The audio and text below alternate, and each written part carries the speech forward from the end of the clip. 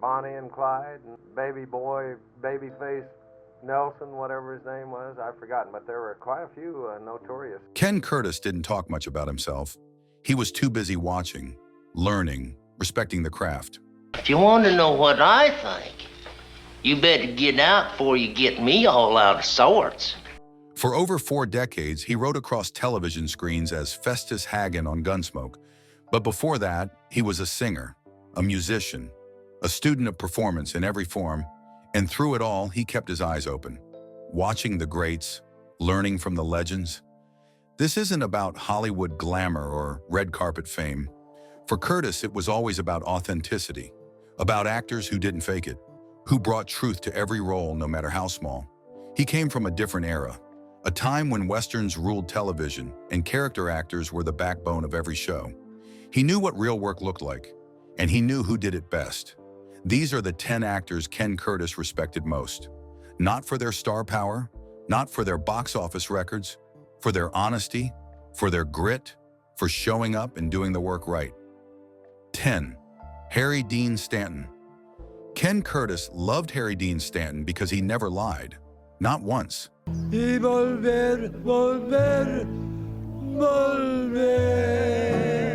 Stanton didn't try to be a leading man. He didn't chase the spotlight. He just showed up, played his part, and made every scene better. That's rare, that's real. And Curtis recognized it immediately. Stanton worked for decades as a character actor. Small roles, supporting parts. But every single one mattered. Whether it was a cowboy, a drifter, or a broken man in the corner of the frame, Stanton brought depth. He brought sadness. He brought life. Curtis saw himself in that. The dignity of being a working actor, the pride in doing the job well without needing the glory. What Curtis admired most was Stanton's stillness. He didn't push. He didn't force emotion. He just existed in the moment. Let the camera find him. Let the truth speak for itself. Stanton proved that you don't need big speeches or dramatic exits. Sometimes the quietest performances are the ones you never forget. 9. Ben Johnson. Ben Johnson was the real deal, and Ken Curtis knew it. Johnson wasn't trained in acting schools.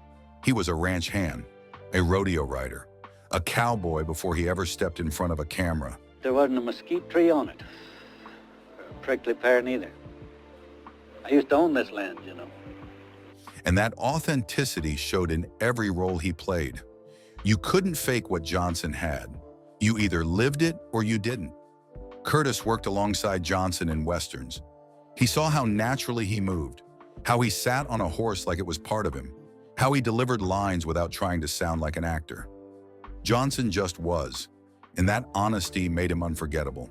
He won an Oscar for The Last Picture Show, but even before that, Curtis respected him deeply. What Johnson taught Curtis was simple. Don't act, just be. If you know the world you're playing in, if you've lived it, the performance takes care of itself. Johnson never worried about technique. He trusted his experience, and that's what made him great. Real recognizes real. 8. Strawther Martin. Strawther Martin could steal a scene with 3 words. Ken Curtis watched him do it over and over. Martin was a character actor through and through. Never the star, always the sidekick, the villain, the oddball in the corner. You ever talk that way to me? Never! Never! But every time he appeared, you remembered him. That's talent. That's craft.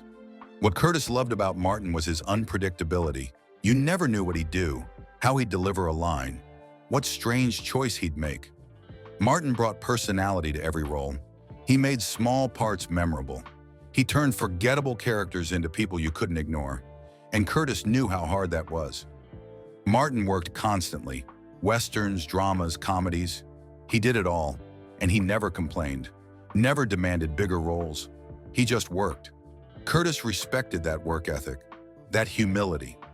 Martin proved that you don't need to be the lead to leave a mark. You just need to be interesting. Be specific. Be unforgettable in your own way. 7. Ward Bond. Ward Bond was a giant, literally and figuratively, and Ken Curtis admired everything about him.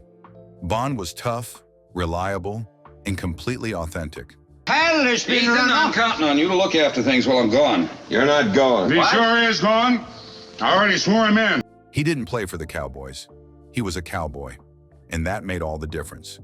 When Bond walked on screen, you believed him, instantly. Curtis worked with Bond on Wagon Train. He saw how Bond commanded a set, not through ego, through presence, through decades of knowing his craft inside and out. Bond didn't waste takes.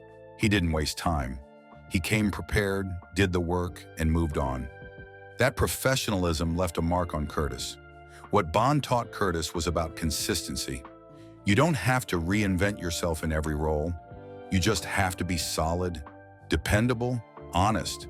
Bond played similar characters throughout his career, but he never phoned it in. He gave every role the same respect, the same energy, and that's why he lasted. That's why people trusted him, on screen and off. 6. Lee Marvin. Lee Marvin didn't act tough.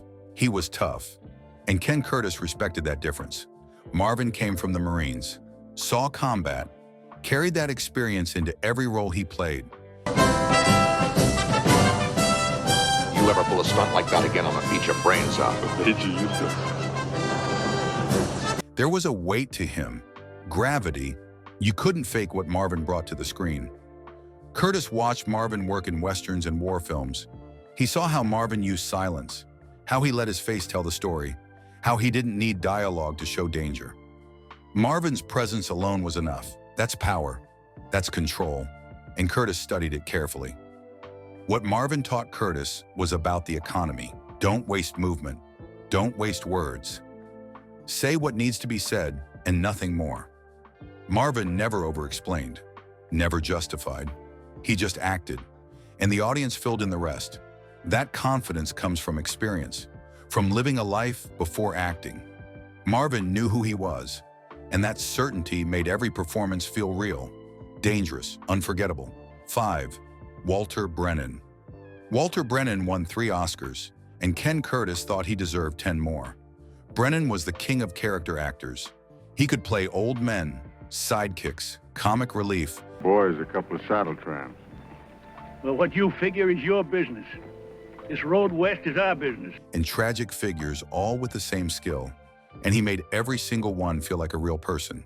Not a type, not a cliche, a human being. What Curtis loved about Brennan was his versatility.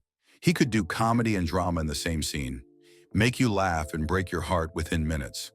That range is rare, especially in westerns where characters often felt one-dimensional. But Brennan always found layers, always found humanity. Curtis also admired Brennan's work ethic. He worked constantly, dozens of films, multiple TV shows. He never turned down work, never got too big for any role. He treated every job like it mattered, because to him it did. That humility stayed with Curtis throughout his career. Brennan proved that character actors are the backbone of Hollywood. The leads get the glory, but the supporting players make the story work, and Brennan was the best. Hands down, no question. 4. James Arness. James Arness was Ken Curtis's friend, his colleague, his partner on Gunsmoke for 20 years. But beyond the friendship, Curtis respected Arness as an actor, deeply. Arness played Marshal Matt Dillon for 2 decades. Same character, same show, and he never got lazy, never stopped caring. That's discipline. What Curtis saw up close was Arness's consistency. Every episode, Arness brought the same integrity, the same strength, the same quiet authority. He didn't need fireworks. He didn't need big dramatic moments. He just anchored the show, week after week, year after year, and that reliability made Gunsmoke work. Arness also taught Curtis about generosity. He never hogged the spotlight. He gave his co-stars room to shine. He supported the ensemble, made everyone better. That's leadership. That's professionalism. Curtis learned that being a good actor isn't just about your performance. It's about lifting everyone around you. Arness could have left Gunsmoke for movies, for bigger paychecks, but he stayed. He committed, and Curtis never forgot that loyalty, that dedication. Arness showed him that greatness isn't about chasing fame. It's about doing great work wherever you are. 3. John Ford. John Ford wasn't an actor, he was a director. But Ken Curtis includes him because Ford taught him more about acting than anyone else. Curtis worked with Ford on multiple films, and every time he learned something new about stillness, about truth, about serving the story instead of yourself. Ford didn't tolerate fake performances. He could spot dishonesty from a mile away, and he'd cut you down if you tried to show off. Curtis watched Ford direct some of the greatest actors in Hollywood: John Wayne, Henry Fonda, James Stewart, and Ford treated them all the same. Do it real, do it simple, do it once. What Curtis learned from Ford was about restraint. Don't give the audience everything. Let them work. Let them imagine. Ford hated overacting, hated actors who explained too much. He wanted life on screen, not performance, and Curtis carried that lesson into every role he played. Ford also taught him respect. Respect for the Western, respect for the craft, respect for the history they were portraying. Curtis never forgot that. Every time he played Festus, he thought about what Ford would say. Keep it real, keep it honest. 2. Henry Fonda. Henry Fonda was elegant, pure, effortless elegance, and Ken Curtis was in awe of him. Fonda didn't strain, didn't push. He just spoke clearly, moved naturally, and let the character breathe. That simplicity is the hardest thing to achieve, and Fonda made it look easy. What Curtis admired most was Fonda's intelligence. He didn't just say the lines, he understood them. He thought through every word, every pause, every look. Fonda's performances felt lived in, like he'd been that character for years before the camera ever turned on. That preparation, that depth. Curtis studied it endlessly. Fonda also represented integrity. He chose roles that mattered. He didn't chase money or fame. He did work he believed in. Whether it was 12 Angry Men or The Grapes of Wrath, Fonda brought dignity to every part, and Curtis wanted that for himself. He wanted to be the kind of actor people respected, not because he was loud, but because he was good. Fonda proved that greatness doesn't need flash. It needs truth. It needs clarity. It needs a man who knows exactly who he is and isn't afraid to show it. 1. John Wayne. When Ken Curtis names his number 1, it's not even close. John Wayne, the Duke. Not just because he was the biggest star in Hollywood, not just because they worked together, but because Wayne represented everything Curtis believed acting should be: strength, authenticity, loyalty, presence. Curtis and Wayne were friends. They did films together. Curtis married Wayne's daughter for a time. But beyond the personal connection, Curtis saw Wayne's work ethic up close. Wayne wasn't classically trained. He didn't study method acting. He just understood who he was, and he brought that to every role. That honesty made him a legend. What Wayne taught Curtis was about owning your space. Don't apologize for who you are. Don't try to be someone else. Wayne played John Wayne in every movie, and somehow it always worked, because he committed fully. He believed in the character, he believed in the story, and the audience believed him. Wayne also showed Curtis what loyalty looked like.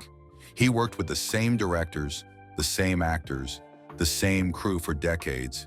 He built relationships, he took care of people, and Curtis learned that Hollywood isn't just about talent, it's about trust, about showing up, about being someone people want to work with again and again.